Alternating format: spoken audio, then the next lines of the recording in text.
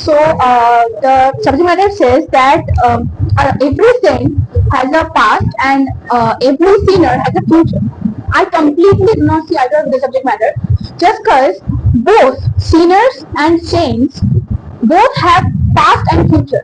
And as my previous speaker told that a future is not predestined; it is completely you know uncertain, of course, and the past that has been already seen. But if my perception on this topic is based on their work, on the basis of their work, on the basis of their perspective to life, you can be called as a saint, because as a true saint, you have to be detached from the materialistic world, and a sinner who knows that intentionally he is doing some sort of crimes, that of course makes him a sinner,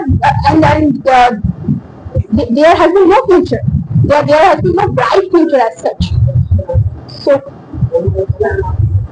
yeah, You are telling that you have to be completely detached from the materialistic world in order to be a saint. But we know all these saints, there are 10 different who like it become saints.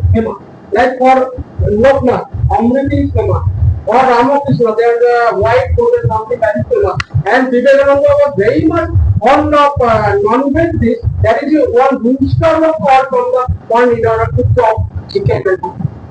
They are all saints. yeah, They are very much attached. They know all these foods. yeah, I know. And they got popularity only because of them. Ramakrishna Paramahansa, they've also offered fish to Mother Goddess Kali. That is also true.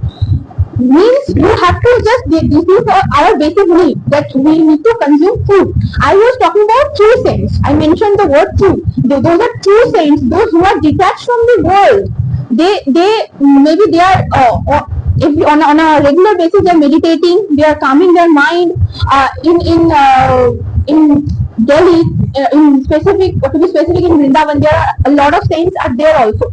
So there, you got to see. I was watching a video actually. There, I got to know that one particular saint, that is Premanand, who is very famous on internet.